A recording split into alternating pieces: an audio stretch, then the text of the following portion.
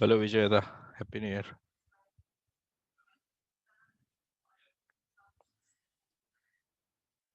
Hello. हा, happy new year sir. Happy New Year.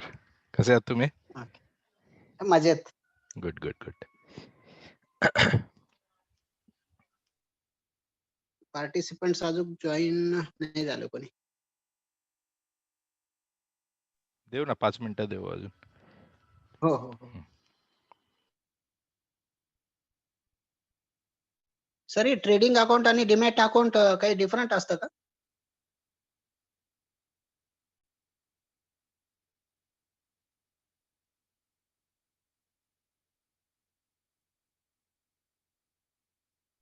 Sorry मी म्यूटवर होतो. नाही नाही नाही त्या डीमॅट अकाउंटमध्येच तुम्ही वेगवेगळ्या प्रकारचं हे घेऊ शकता. काय बरं काय म्हणता येईल, वेगवेगळ्या प्रकारचे टाईप्स असतात. तुम्हाला options trading, basically equity delivery आणि इक्विटी इंट्राडे ते डिफॉल्ट येतं. पण ऑप्शन्ससाठी आणि फ्युचर ट्रेडिंगसाठी तुम्हाला वेगळं सांगावं लागतं त्यांना. Okay okay. मग त्याचे चार्जेस पण सेपरेट राहतात का अकाउंट नाही ओपनिंगचे? नाही नाही नाही नाही नाही नाही सेम सेम. फक्त ओके ओके. डेरिव्हेटिव्हसाठी एक कंडिशन आहे की तुम्हाला हे द्यावं लागतं, इन्कम प्रूफ वगैरे द्यावा लागतो, बँक स्टेटमेंट वगैरे. Okay okay. ठीक. हम्म. डेरिव्हेटिव्हचे अंडर हे ऑप्शन फीचर येस वगैरे येतात का? Yes yes yes. इंट्राडे? हो हो, इंट्राडे मध्ये पण तुम्ही त्यातच करू शकता. अच्छा. म्हणजे ती इन्कम याच्यासाठी की मग ते आपल्याला ते मार्जिन त्या बेसवर देत असतील? Exactly exactly. Okay okay okay.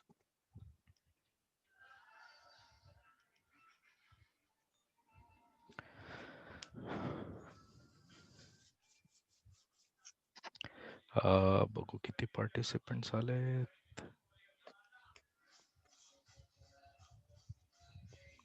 Okay, सध्या 5 जणच आहे. आपण अजून 5 मिनिटं थांबू. Yes yes.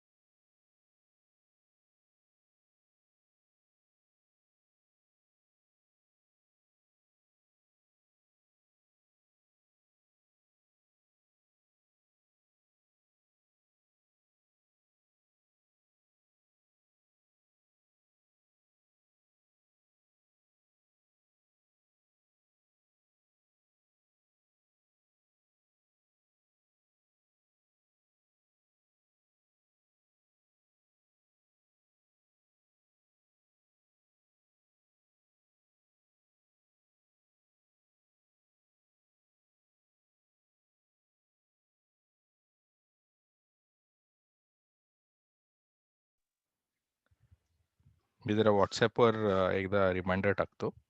ओके.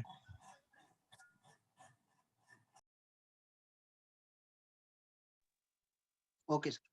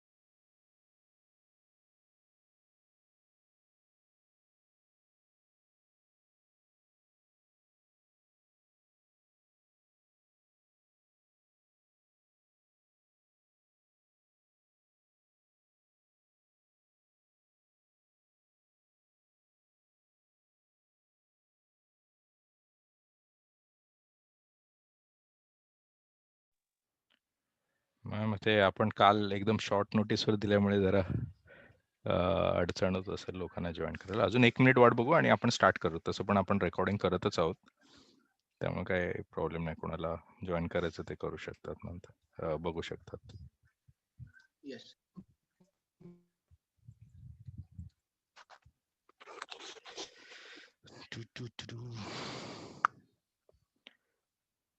अच्छा, लास्ट टाइम आपण सगळं ते ट्रेड अनालिसिस वगैरे केलेलं, तर होप नोट्स बघितल्या असतील सगळ्यांनी. साइडवेज ट्रेंड हे आपण लास्ट टाइम बघितलेलं. तर मी आता त्याच्या Yes. पुढेच एक आज थोडं कॅन्डलस्टिक चालू करायच्या आधी मी 3D चार्टिंग सांगणार आहे. 3D चार्टिंग बिकॉज फक्त कॅन्डलस्टिक करून काही उपयोग होत नाही ट्रेडिंगला. आपल्याला फर्स्ट 3D चार्टिंग करावं लागतं. तर ते 3D चार्टिंग कसं करायचं आणि 3D चार्टिंगचे ऍडव्हान्टेजेस काय ते बघू. आणि कॅन्डलस्टिक आपण एक्झाम्पल प्रमाणे घेत जाऊ. आज मी लिमिटेड अशा 3-4 घेईन की ज्याने आपल्याला एक आयडिया येईल की त्या म्हणजे मोस्ट ऑफ द टाइम्स त्या यूज होतात सपोर्ट अँड रेजिस्टन्स या लेवलला. आणि विजय पवार यांनी विजय दादांनी जे टाकलंय ते डेफिनेटली युजफुल पडेल तुम्हाला सतत ॲज अ रेफरन्स. ते आपण नंतर एक एक एक्झाम्पल घेताना घेऊ. पण आता फोकस असेल आपला जो डे टू डे ट्रेडिंगसाठी, पोझिशनल ट्रेडिंगसाठी किंवा लॉंग टर्म इन्व्हेस्टमेंटसाठी ज्या कॅन्डल्स नेसेसरी आहेत त्याच्यावर आपण फोकस करू आज. तर आता 37 झालेले आहेत, 3:37. तर आपण आता स्टार्ट करूया. तर नमस्कार आणि सगळ्यांना हॅपी न्यू इयर. आपण आता पहिला फोकस 3D चार्टिंगवर ठेवूया. तर 3D चार्टिंग काय आहे? तर बेसिकली मी तुम्हाला विनंती करेन, कोणाला एखादा शेअर जर लक्षात असेल तर त्यांनी सांगावं. मी त्याच्यावर मग 3D चार्टिंग करून दाखवतो कसं करायचं ते. कोणी कुठला एखादा शेअर? मनप्पुरम फायनान्स बघा. मनप्पुरम फायनान्स बघूया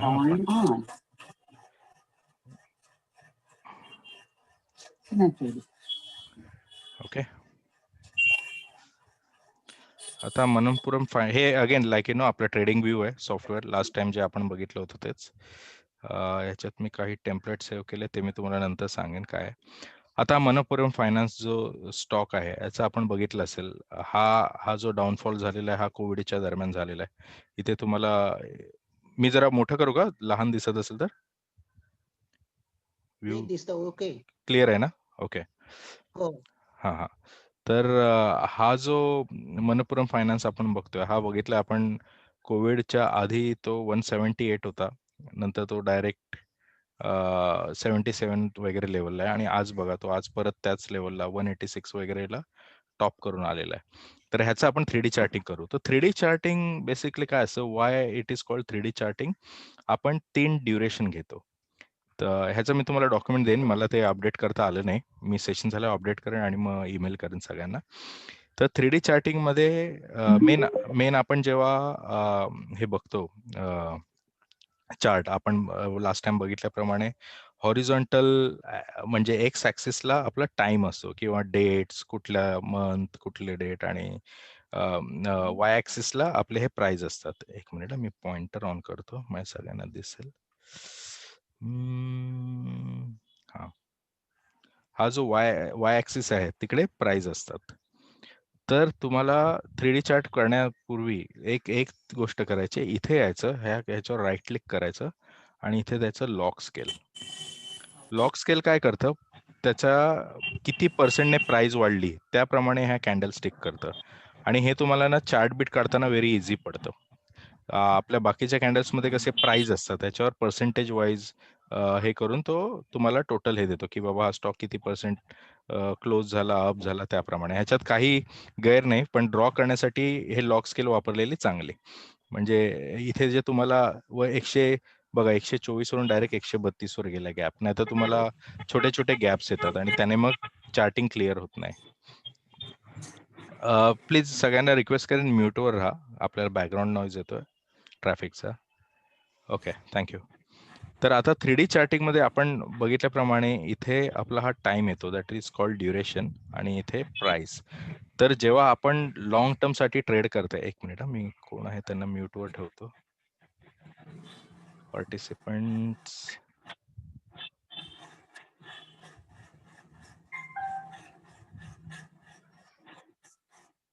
ओके. तर आता ही चार्टिंग करताना म्हणजे समजा आम्हाला तुमचा होरायझन आहे की मला इन्व्हेस्ट करायचं आणि 4-5 महिने मला बघायचं नाहीये स्टॉक, म्हणजे लॉंग टर्म साठी बघताय, लॉंग टर्म साठी ऑब्झर्वेशन करताय, तर तुमचं 3D चार्टिंग असं असलं पाहिजे. मी आता सध्या लिहितो इथे. तुमचं 3D चार्टिंग साठी पहिली ड्युरेशन पाहिजे वीकली, नंतर येणार तुमचं डेली आणि हावरली. म्हणजे मी काय करणार, पहिला मी इथे जाणार आणि हे वीकली चार्ट्स ऑन करणार. इथे मी हे बाय 1 वीक देणार. हे बघा 1 वीक बघितल्यावर हे चार्ट कसे आपले एक मिनिट, हा चार्ट आपला चेंज झाला. आता ह्या वीकली चार्ट मध्ये मी काय करणार आहे, आता साधारणपणे 3 ते 4 वर्षाचा एक पिरियड घ्यायचा. हो का, आता हा जो पिरियड आहे मी 2015 पासून चालू करतोय आणि जे जे तुम्हाला आता ज्या करंट प्राइसची जी चालू आहे त्याच्या जवळ जे मार्किंग दिसते त्या सगळ्या मार्क करायच्या.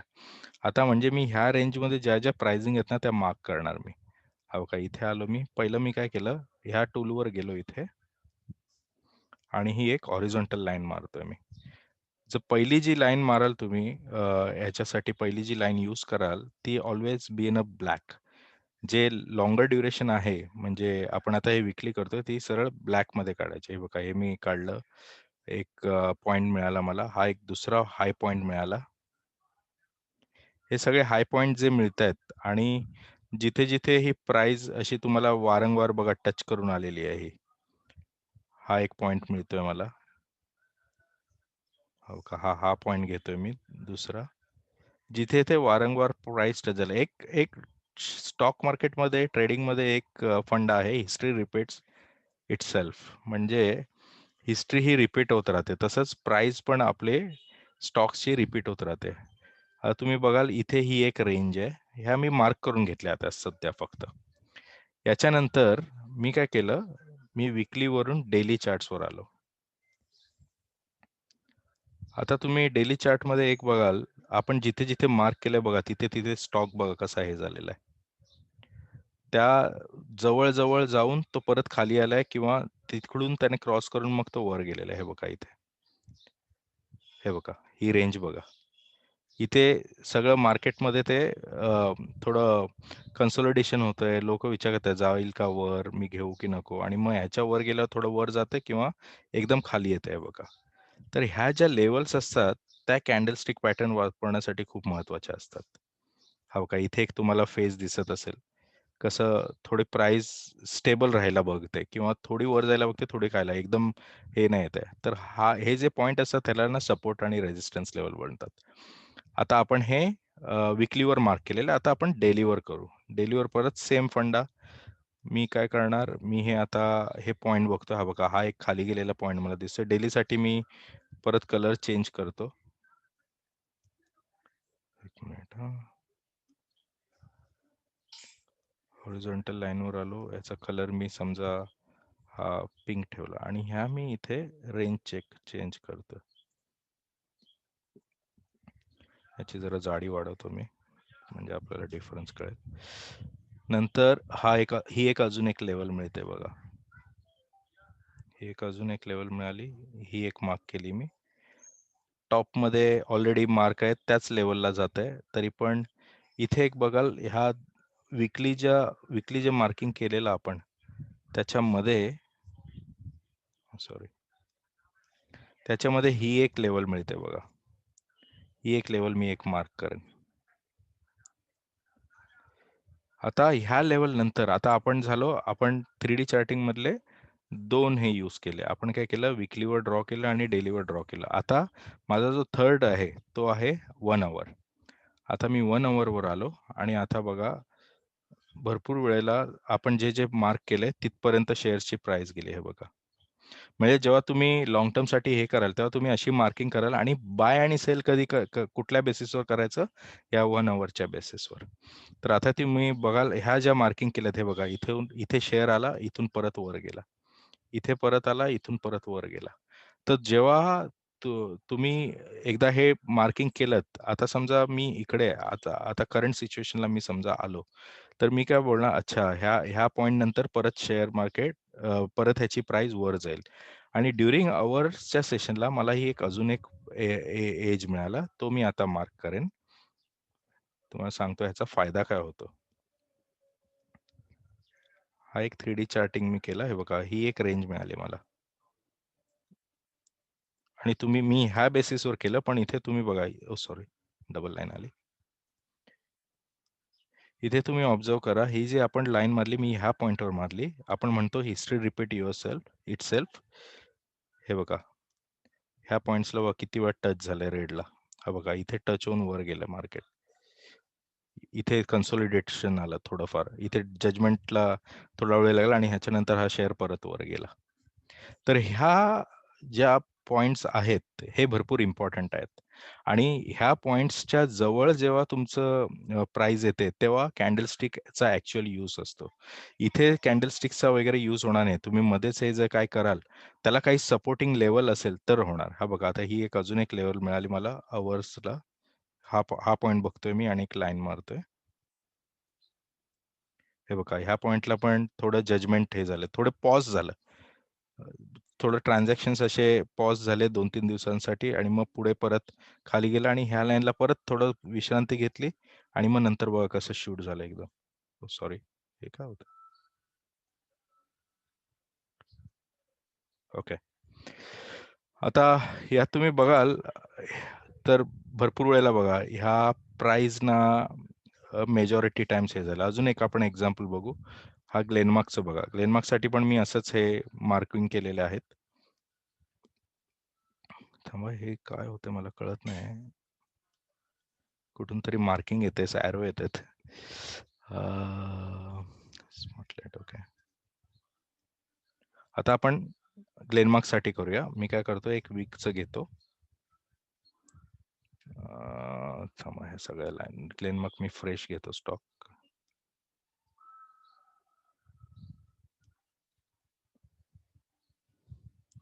मी जातो, माझं हे टेम्पलेट हे अनालिसिस मोडमध्ये मी गेलो. माझ्याकडे काहीच मार्कर्स नाही आहेत. हे इंडिकेटर्स वगैरे आपण नंतर शिकू. आता ठरल्याप्रमाणे आपण कसं करायचं, पहिली गोष्ट बघायची, माझी प्राइस रेंज इकडे आहे. म्हणजे मला जेव्हा मी विकली घेणार, विकली मार्किंग सेट घेतोय हा 1 वीकचा, मला हे लॉंग टर्म ट्रेडिंग करायचं. ठीक आहे. मी काय केलं, पहिला हा जो पॉइंट मिळतोय मला तो मार्क केला, कारण हा माझ्या प्राइसच्या जवळ आहे. पहिला मी हा एक मार्क घेतला. हो का, इथे चाललो मी. जरा झूम केलं ॲक्युरेट मिळण्यासाठी आणि हॉरिझॉन्टल लाईन घेतली.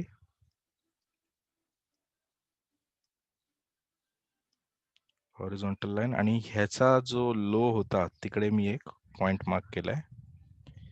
त्याचा कलर ठेवला ब्लॅक. ठीक आहे. आणि दुसरा मी ह्याचा जो टॉप होता ह्या ट्रेंडचा त्याला पॉइंट केला. हा बघा, हा इथून जे त्याने टॉप केला, हा बघा, हा टॉप टच करून किंवा त्या जवळ जाऊन परत स्टॉक्स खाली आलेत. अजून एक मी पॉइंट बघेन. हे बघा, ही आता लाईन आपण कुठल्या बेसिसवर मारली, ह्या पॉइंट बेसिसवर. आणि बघा इथे किती वेळा त्याने टच केलेलं आहे. हिस्ट्री रिपीट इटसेल्फ याला जे म्हणतात. आता दुसरा पॉइंट मला बघायचा आहे, ह्या प्राइसच्या माझ्या जवळ बघणार मी. हा बघा, हा एक जवळचा पॉइंट बघितला मी, हा, आणि मी इथे मार्क केला. नंतर अजून एक मिळाला मला, कारण समजा माझा स्टॉक वर गेला तर मला एक लिमिट पाहिजे टार्गेटसाठी. तर मी हा जो एका फ्रिक्वेंट ह्या रेंजला जो फ्रिक्वेंटली टच होतोय त्याला मी पॉइंट मार्क करून ठेवला. हे झालं माझं वीकली. नंतर माझे जवळपासचे सगळे झाले. अजून मला इथे खाली पण जाऊ शकतो म्हणून मी काय केलं, अजून दूर गेलो जरा आणि हा एक पॉइंट जो दिसतोय, हे बघा इथे कन्सोलिडेशन झालेलं, त्याचा हा लो पॉइंट घेतला मी एक. ठीक आहे. आता मी येतो वीकली वरून डेली चार्ट्सवर. आता डेली चार्ट्स मध्ये बघूया आपण. हे बघा, हे फ्लक्च्युएशन कसं आलं. आता अज्युम करा आपण इथे होतो आणि ही मार्किंग केली. अज्युम करा जर डिसेंबर मध्ये आपण हा शेअर्स घ्यायला गेलो असतो, आपण काय बघितलं असतं की चला आता ह्या पॉइंटला हा टच झालाय, ह्याच्यापासून हा वर झालाय. हा जो कॅन्डल दिसतोय, हा कॅन्डल, ह्या कॅन्डलवरून आपण डिसिजन घेतली असती आणि डिसिजनला सपोर्ट करणारी ही लाईन होती. त्याच्यावरून तुम्ही ठरवलं असतं की चला आता मी हा शेअर बाय करतो. 27 नोव्हेंबरला हा तुम्ही परचेस केला असता 470ला. आज म्हणजे मध्येच त्याची मग प्राइस बघा 9 डिसेंबरला, म्हणजे विदिन 12 डेज ऑलमोस्ट 460 आणि 530 ऑलमोस्ट 80 to 90 रुपीजने हा स्टॉक वाढला. म्हणजे ही जी ट्रेंडची लाईन्स आहेत, ह्या लाईन्स खूप इम्पॉर्टंट असतात. हे बघितलं तुम्ही, हे आपण जे डेलीवर मार्किंग केलेलं, इथे हे कन्सोलिडेट होतंय स्टॉक प्राइस. आणि एकदा तिने ब्रेकआउट केली, आता हे आपण शिकू ह्या कसं ओळखायचं की हे वरच जाईल किंवा कसं ओळखायचं की हा ह्याच्या खाली जाईल. ते आपण आता 2-3 कॅन्डल्सचे प्रकार बघू, तेव्हा आपल्याला अजून कळेल. तर ठरल्याप्रमाणे आता विकलीवरून डेलीवर आलो. आता आपण डेलीवर मार्किंग करूया. तर डेलीवर यायला परत मी काय करणार, मी जास्त वर खाली नाही जाणार. माझी जी करंट प्राइस आहे, करंट प्राइस रेंज त्याच्या आसपास बघणार मी. हे बघा, मला आता, कारण मी आता ट्रेडिंगचं जे डिसिजन घेणार आहे परचेससाठी शेअर घ्यायचा की नाही, तर मला ह्याच्या जवळपासचे पॉईंट्स पाहिजेत. आता समजा मी शेअर मार्केट आपलं ह्याला लॉंग टर्मसाठी घ्यायला गेलो, तर माझा पहिला टार्गेट असणार आहे 556. जेव्हा हा टार्गेट रीच होईल तेव्हा मी सावध राहणार आणि मी बघणार अजून वर जातोय का, तर मी होल्ड करणार. अजून वर जात नसेल तर मग मी तो सेल करून प्रॉफिट कमवेन. आता मला हा टार्गेट कळण्यासाठी अजून एकदा मी डेलीवर अजून मार्किंग करेन. आता कुठल्या मार्किंग करेन, ही एक लेवल दिसते. हा बघा, हा एक लो होता, पण ह्या लोला जास्त टच झालेला नाही, तरी पण इथून मेजर हे झालेलं आहे. तर मी एक बेनिफिट ऑफ डाऊट म्हणून एक लाईन मारून घेतो. हिचा कलर मी चेंज करतो. हे मला कळेल की बाबा हा डेलीचा टार्गेट आहे. आता हा पॉइंट एक बघा, हा पॉइंट पण एक मला मिळालाय. बघा, ह्या पॉइंटला किती वेळा कन्सोलिडेशन झालं प्राइस. बघा, इथून परत खाली गेली, परत इथे थोडा ह्या पॉइंट नंतर परत शूट झाली, परत इथे आली, जरा म्हणजे प्लस मायनस झालं आणि परत वर गेली. आणि ही एक अजून एक रेंज बघा, ही आपण जी मगाशी मार्क केलेली त्या रेंजला जाऊन हा टच येतोय, त्या जवळ जाऊन. आणि ही बघा, ही एक मला अजून एक रेंज मिळाली इथे, कारण ह्याला 2 वेळा प्राइस टच, 2-3 वेळा प्राइस इथे ही झालेली, तर ही अजून एक मी मारलेली. आता ह्या माझ्या प्राइसिंगच्या जवळ झाल्यात, अजून लांब आहेत. अजून मला इथे खालची लेवल पाहिजे. तर खालची लेवल घ्यायला म्हणजे मला समजा सेल करायचा असेल स्टॉक किंवा मला ऑप्शन्समध्ये पुट ऑप्शन्स घ्यायचे असतील, तर मग मला एक डाऊनची लेवल लागेल. तर डाऊनची लेवल बघायला माझ्याकडे मोस्टली हे बघा, हा एक पॉइंट मिळाला, तो एक पॉइंट मी घेतलाय. ठीक आहे, आता मी आलो अवरलीवर. आता समजा आपण, एक मिनिट, थोडं इंटरनेट स्लो झालंय. हा, आता आलो मी अवरली रेंजला ह्या स्टॉकसाठी. अज्युम करा की आपण समजा इथे आहोत, 2020च्या डिसेंबरमध्ये आहोत आणि आपण समजा इथे आहोत. आता आपण इथे काय करू, लॉंग टर्मसाठी बघतोय आपण. जेव्हा समजा मी आता 22 डिसेंबरला आहे, 22 डिसेंबरला किंवा 21 डिसेंबरला आहे, मी म्हणणार चल ही प्राइस तर आता ह्या रेंजला आहे, आता हा स्टॉक विकत घेण्यात काय फायदा नाही, कारण हा ऑलरेडी रेजिस्टन्स लेवलला आलेला आहे. तो जर ह्याच्या म्हणजे हा कधीही खाली येऊ शकतो, त्यामुळे मी डिसिजन घेणार नाही. मी वेट करेन, एकतर ही लेवल क्रॉस व्हायला किंवा ही लेवल खाली यायला. आता तुम्ही बघाल, तुम्ही इथे स्टॉक न घेण्याचा फायदा काय, स्टॉकची प्राइस खाली आली, हा जो रेजिस्टन्स पॉईंट होता तो पण खाली उतरून इथपर्यंत आली आणि ह्याच्यात टच केला आणि ह्याच्या नंतर ह्या पॉइंटला इथे हे कॅन्डलचं फॉर्मेशन झालंय, ते आपण आता शिकू. त्या कॅन्डल फॉर्मेशन प्रमाणे जे ट्रेडर्स असतात ते इथे बाय करतील. आता याला इथे बाय केल्यावर बघा काय झालं. आता भरपूर जणांना माहिती आहे हा इथे एक सपोर्ट लाईन आहे, त्यामुळे इथे प्राइस थोडी हे झाली. काही जण विकत घेतात, काही जण सेल करतात. हे बघा, ह्या पॉइंटला टच झाल्यावर लगेच सेलिंग झालं स्टॉकमध्ये. आपण व्हॉल्यूम ऑन करून दाखवतो तुम्हाला. इंडिकेटर, जर तुम्ही व्हॉल्यूम बघितलात, हे बघा ह्या पॉइंटला आल्यावर थोडं सेलचं हे वाढलं आणि लोकांचा इंटरेस्ट गेला. डिमांड अँड सप्लाय झोन असतो हे आपण नंतर शिकू. आता सध्या जास्त ट्रेडिंग ह्या डिमांड अँड सप्लाय झोनवर होतं. तुम्ही बघितलं सडनली स्टॉकचं डिमांड कमी झालं, त्यामुळे सप्लाय आला आणि हा स्टॉक पडला. इथे आल्यावर हा एकदा परत जे बुल्स म्हणतो आपण, बायर्स, इथे बायर्स ऍक्टिव्ह झाले. ही एक कॅन्डल आहे, ती दाखवते की बायर ऍक्टिव्ह झाले आणि हा थोडा वर जाऊन परत एकदा ड्रॉप झाला, पण ह्या रेंजमध्येच होता. एकदा ह्याने ही रेंज क्रॉस केली तर बघा आता इथे परत प्राइस झाली, पण त्याच्यानंतर काय एक 4-5 दिवसांनी परत त्या स्टॉकने जम घेतली आणि कुठून कुठे गेला. समजा तुम्ही हा इथे जर बाय केला असता आणि ह्याचा स्टॉप लॉस हा ठेवायचा. म्हणजे काय करायचं, आपण 495 ला मी बाय केला आणि 487 माझा स्टॉप लॉस ठेवला. या स्टॉप लॉस तो हिटच नाही करणार, कारण आपण असा स्टॉप लॉस ठेवलाय की जो मला maximum profit with less risk देईल. आणि हा जेव्हा दिला तेव्हा तुम्ही बघितलं की ह्या एका पॉइंटला आल्यावर तुम्हाला ही कॅन्डल दिसली, तेव्हा तुम्ही डिसाईड केलं की नाही, मला आता टॉप माझा झालाय आणि सेल करायला पाहिजे. तुम्ही म्हणाल आता ही तर मध्ये लाईन नाहीये, तर ह्या असे पॉइंट्स मिळण्यासाठी मी काय करेन, जेव्हा मी हॉवरला येतो तेव्हा माझी समजा मी इथे होतो बाईंग डिसिजनसाठी, तेव्हा जे पॉइंट्स आहेत जवळजवळ तिथे मी अजूनही नवीन लाईन ड्रॉ करणार हॉवरच्या साठी की डिसिजन मेकिंगला.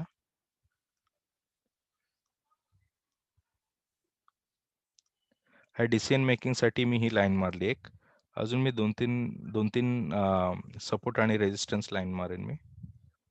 हो का, हा एक पॉइंट मिळतोय मला,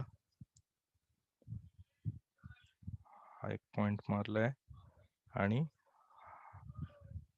हा एक पॉइंट.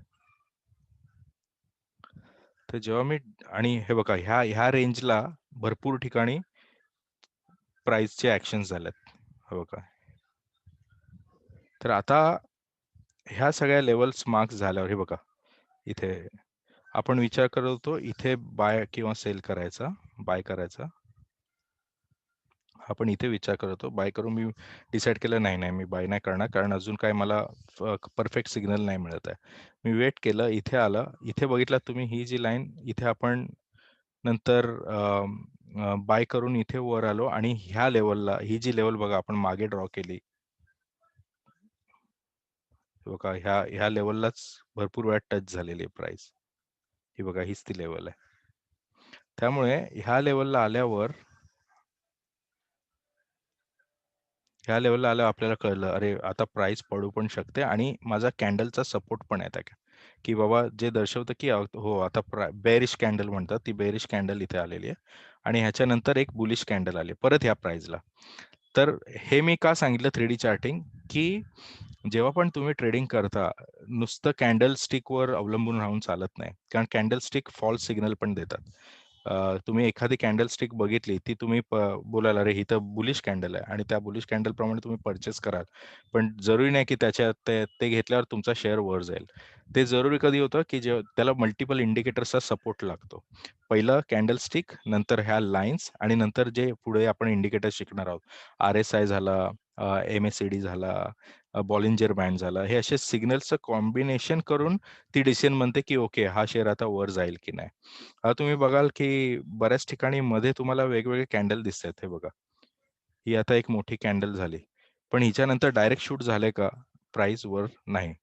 म्हणजे एवढी मोठी कॅन्डल, एवढा व्हॉल्यूम म्हटलं तर आपण सगळे काय विचार करणार, अरे आता शेअर खूप वर जातो आणि तिथेच आपण फसतो.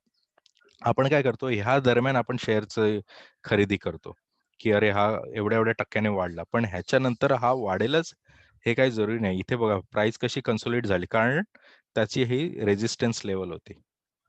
रेजिस्टन्स आणि सपोर्ट काय, जेव्हा तुमचा स्टॉक खालून वर जात असतो आणि तिकडे एखादी मार्किंग असते, ती मार्किंग रेजिस्टन्स म्हणतो. आणि एखादा स्टॉक तुमचा फ्रॉम टॉप टू बॉटम येत असतो, जी खाली त्याच्या प्राइसच्या खाली जी पण लाईन असेल तिला आपण सपोर्ट बनतो. ही सपोर्टची लाईन रेजिस्टन्स पण म्हणते. आता ही जी जेव्हा समजा तुम्ही ह्या पॉइंटला आहात, अज्युम करा की ते प्राइस 469 ला आहात, तर तुमच्यासाठी रेजिस्टन्स लाईन काय झाली, ही 494 ची. तुम्ही म्हणाल अच्छा म्हणजे 494 चा टार्गेट आहे. आपला झूम सेशन अजून 10 मिनिटच आहे, आपण परत रिकनेक्ट करा जर सेशन संपला तर.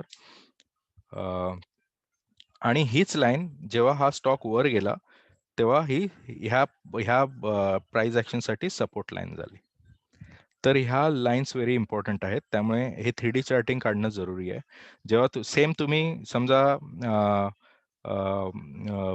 इंट्राडे ट्रेडिंगसाठी किंवा शॉर्ट टर्म साठी करत असाल तर हा जो ग्राफ आहे, हा जो 3Dचा टायमिंग आहे तो बदलतो.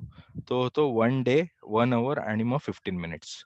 आता आपण वीकचे तर काढलेले. आता मी एक 15 मिनिट्सच्या चार्टवर येतो आणि तुम्हाला गंमत दाखवतो. हे बघा किती तुम्हाला सिग्नल्स मिळालेत ह्याच्यासाठी. जेव्हा 15 मिनिट्सवर आला, आता मी काय करणार, जेव्हा मी 1 डे आणि 1 अवर्सची मार्किंग करून ठेवले आणि मी जे डिसिजन मेकिंग जे आहे कुठे बाय करायचं ते 15 मिनिट्स चार्टवर येऊन ठेवणार. म्हणजे आता समजा मी इथे आहे ह्या पॉइंटला, आता आज ही लेटेस्ट प्राइस आहे राईट. आता 9 डिसेंबरचा सॉरी 8 डिसेंबरचा हे आहे. आता इथे मी काय करणार, अरे हा स्टॉक इकडे आला आणि हे ग्रीन आहे, तर मी बाय करू को सेल करू, आता नुसत्या कॅन्डलवरून मी हे ठरवू नाही शकत. त्यासाठी मी इंडिकेटर्स वापरेन आणि त्या इंडिकेटर प्रमाणे मी ठरवून चला आता बाय करू की नाही. आता बघा हा एक्झॅक्ट पॉइंटला आलेला आहे. त्यामुळे इथून खाली पण येऊ शकतो किंवा इथून वर पण जाऊ शकतो.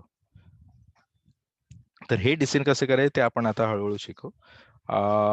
दुसरी गोष्ट, जेव्हा 15 मिनिट्सचा चार्ट आला तेव्हा तुम्ही बघताय ह्या पॉइंटला पण भरपूर वेळा प्राइस टच करून गेले. आता 15 मिनिट्सचा मी चेंज करतो, लाईन ब्ल्यू ठेवतो. हे काही 15 मिनिट्सची ही लाईन बघा माझ्या प्राइस ऍक्शनच्या जवळ आहे.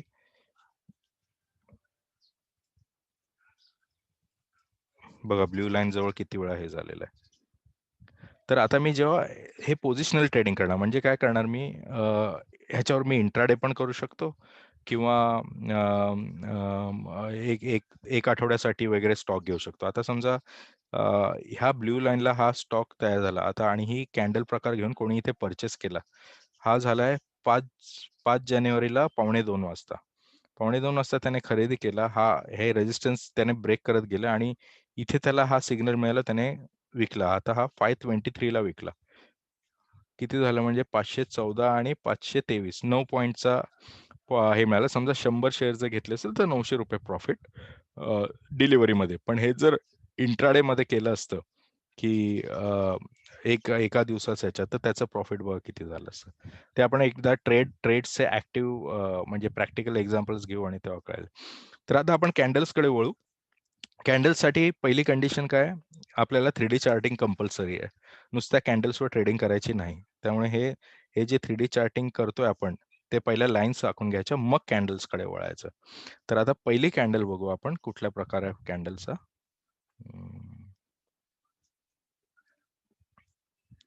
पहिले कॅन्डल बघूया आपण, मोरुबुजू कॅन्डल. आता लास्ट टाइम तुम्ही बघितलं असेल कॅन्डलचं कसं स्ट्रक्चर असतं. तर कॅन्डलचं स्ट्रक्चर दाखवतो. लास्ट टाइम आपण बघितलेलं ते.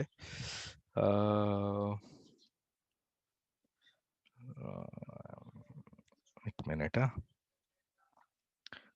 पहिलं आपण कॅन्डलचं स्ट्रक्चर बघूया. तुम्हाला एखादी कॅन्डल दाखवतो मी. कुठल्याही कॅन्डलला ना, आता ग्रीन कॅन्डल असेल, रेड कॅन्डल असेल, ह्याला कॅन्डलची बॉडी म्हणतात आणि हे विक्स म्हणतात. विक्स म्हणजे कॅन्डलची बॉडी. आता समजा हा जो ही ग्रीन कॅन्डल काय दर्शवते की बाबा माझा स्टॉक ओपन झाला. हे बघा इथे तुम्हाला हे सगळं दिसतंय प्राइसिंग. आता मी ह्या कॅन्डलवर फक्त माझा कर्सर नेल्यावर कळतं ओपन म्हणजे हा 516 ला ओपन झाला. हाय कितीपर्यंत गेलेला 520. म्हणजे ही लाईन जी होती, ही जी हायची लाईन आहे, तो गेलेला 520 पर्यंत आणि नंतर लो गेलेला 516. म्हणजे जेवढी प्राइस आहे ओपनची तेवढंच, आणि क्लोज झाला 520 ला. म्हणजे ही कॅन्डल जी आहे ती दर्शवते की 4 पॉइंट्सने प्राइस वर गेली, 4 रुपीजने. नंतर तेच सिमिलरली रेड कॅन्डलला ओपन वर असतो आणि क्लोज, कारण मायनस मध्ये गेला. तर इथे तुम्ही बघाल ओपन झाला 521 ला आणि क्लोज झालाय वरती बघतोय मी, इथे ह्या एरियात बघतोय मी कॅन्डलवर जाऊन, आणि क्लोज झालाय 520. म्हणजे टोटल -1.05 चा डिफरन्स झालाय. आणि ह्याच्यात पण तुम्हाला हाय मिळाला, लो मिळाला. तर प्रत्येक कॅन्डलला हाय आणि लो असतात. तर मारुबोजू ही अशी एक कॅन्डल आहे की जिला वीक्स नसतात आणि वीक्स असले तरी खूप छोटे असतात. आता हा ब्ल्यू जो आहे तो त्याला ग्रीन म्हणून कन्सिडर करा. आणि हा रेड म्हणजे निगेटिव्ह मध्ये गेला आणि ब्ल्यू म्हणजे पॉझिटिव्ह मध्ये गेला. ह्यांना तुम्ही बघाल की ह्यांना वीक नसतो, म्हणजे हाय लो नसतो. ज्या ह्याला ओपन झाला +5 करून तो क्लोज झाला, त्याला हाय नाही मिळाला, लो नाही मिळाला, त्याच रेंजमध्ये होता. आणि ह्याचं अजून एक सिग्निफिकन्स आहे. फॉर एक्झाम्पल आता समजा स्टॉकमध्ये तुम्हाला बघायचं की हा कुठे येतो मारुबुजू. आता हे तुम्ही ह्या चार्टमध्ये ब्ल्यू कॅन्डल म्हणजेच ग्रीन कॅन्डल दाखवले. हा बघा, हा डाऊन ट्रेंड होता आणि इथे आपण जे बघितलं लाईन जवळ बघा कन्सोलिडेशन होतं, प्राइसचं थोडं म्हणजे सेल बायचं कन्फ्युजन होतं. तिथे ही एक कॅन्डल आली आणि तिने दर्शवलं की आता बायर्सचा सपोर्ट आहे. म्हणजे त्या सपोर्ट लाईन जवळ बायर्सचा सपोर्ट असल्याने ह्याची प्राइस वर गेली. आता एक लाईव्ह एक्झाम्पल म्हणून मी हे सिप्लाचा टाकलाय. हा बघा, हा सिप्लाचा शेअर्स होता. हा जरा पडलेला आणि त्यानंतर ही मारुबुजू कॅन्डल आली आणि त्यानंतर शेअर्सची प्राइस बघा कुठे गेली. आता आपण ऍक्च्युअल एक्झाम्पल मध्ये बघूया मारुबुजू कॅन्डल कशी आहे. आता तुम्ही आपण ज्या वेगवेगळ्या मार्किंग केलेल्या आहेत त्याच्यात बघू कुठे मारुबुजू दिसते आपल्याला. मी काय करेन, जेव्हा पण माझं ह्या लेवलला येईल, आणि एक लक्षात घ्या, एकदम असं जरुरी नाही की म्हणजे कम्प्लीट 0 वीक्स पाहिजेत. थोडेफार वीक्स असणार, थोडेफार वीक्स असणार त्या कॅन्डलला की हाय लो. आणि मग नंतर आता हा बघा, हे उदाहरण बघा. सॉरी, माऊस नसल्यामुळे जरा शेकी होते. हा, ही कॅन्डल बघा, हा असा डाऊन ट्रेंड चालू होता आणि ह्या तुमच्या लाईन जवळ ही तुम्हाला थोडेफार वीक्स असतील तर that is still consider as a मारुबुजू कॅन्डल. हे बघा, ह्याच्यात कसं झालंय, ह्या पॉइंट नंतर बायर्सनी पुश दाखवलाय. तुम्ही इथे बघाल व्हॉल्यूम कमी आहे, पण हा जो बाईंगचा जो ट्रेंड आलाय तो इथे आलेला आहे आणि इथे तुम्ही बायची डिसिजन घेऊ शकता. म्हणजे समजा एखाद्याने इथे बायचा घेतला तर त्याची बाईंग प्राइस काय असेल, समजा 510 रुपये. आपण म्हणू की 510 ला बाय केला त्याने. आणि इथे हे सगळे ना इन्स्टिट्यूशनल बाय करतात, म्हणजे म्युच्युअल फंड्सच्या कंपन्या वगैरे सगळं त्यांचं बाईंग इथे होतं. आणि ह्या वेळेला तुम्हाला तुमचं रिस्क पण कव्हर करायची. मग त्यावेळेला काय कराल तुम्ही, स्टॉप लॉस जो आहे, सॉरी ही मारुबुजू कॅन्डल होती. मारुबुजू कॅन्डल नंतर जी पहिली कॅन्डल येईल तिच्या ओपनला तुम्ही बाय करायचंय. म्हणजे समजा मी इथे बाय केलं आणि ह्याचा जो स्टॉप लॉस आहे तो मी मारुबुजूचा एकदम लो ठेवणार. म्हणजे मी परचेस केलं 512 ला आणि माझा स्टॉप लॉस ठेवला मी 510. म्हणजे काय होईल, समजा माझं शेअर माझं डिसिजन चुकलं तर जास्तीत जास्त मला 2 रुपयाचा लॉस होईल. आणि प्रॉब्लेम काय, सॉरी ऍडव्हान्टेज काय की ह्याच्या नंतर जी मला ग्रीन कॅन्डल आली ती दर्शवते की आता स्टॉक वर जाणार. तर मी केलेल्या मार्किंग प्रमाणे माझा पहिला टार्गेट असणार हा. इथे मी बघणार की ह्याच्या नंतर जर तो पडायला लागला तर तरी माझा स्टॉप लॉस मी इथे आणून ठेवलाय. जरी इथे खाली आला तरी माझा स्टॉप लॉस हिट नाही होणार, कारण माझी प्राइस ही ठेवलेली आहे. याच्यानंतर हा अजून पुढे गेला. ह्याच्या पुढे येता येता ही बघा, ही अजून एक मारुबुजू नाही म्हणता येणार, पण इट्स काइंड ऑफ मारुबुजू. थोडासा इथे वीक आलाय. त्यानंतर शेअर प्राइस बघा, म्हणजे आपण 510 ला घेतलेला तो गेला 531. आणि मग इथे परत ही एक रेंज आली आणि ह्या रेंज नंतर इथे निगेटिव्ह आला. तर तुम्ही आता ट्रेडिंगचा एक्सपिरियन्स नंतर मी काय करणार, जर तुम्हाला एक्सपिरियन्स आला तर तुम्ही इथे प्रॉपर सेल करू शकता. मी इथे ही एक लाईन मारणार इमिजिएटली आणि ही जर लाईन क्रॉस होते तर मी माझा सेल करणार. आणि मी इथे आल्यावर हा सेल केला, म्हणजे मी 510 ला घेतलेला 526 ला मी सेल केला. आपण काय करतो नॉर्मली, शेअर घेऊन ठेवून देतो, मग हा परत खाली आला बघा. म्हणजे 526 16 पॉईंटचं मी प्रॉफिट घेऊन निघालो. मी परत नेक्स्ट टाइम येईन आणि पुन्हा वाट बघेन. आता काय होईल, हा बघा, परत मी आलो, ह्याला खाली जाऊन दिलं, मी काही रिॲक्शन नाही दिली. चल बाबा जातोय. मी कधी बाय करणार, ह्या लेवल्स बघत राहणार मी. आता परत ह्या लेवलला येऊन मी बघितलं, ही बघा अजून एक मारुबुजू मिळाली मला. ही एक मारुबुजू, जस्ट अ मिनिट, थोडे वीक्स आहेत पण म्हणजे मारुबुजू पण नाही म्हणता येणार हिला, त्यामुळे मग मी हिला इग्नोर केलं. मी डिसिजन नाही घेतला. त्यापेक्षा मी काय केलं, अजून वाट बघितली.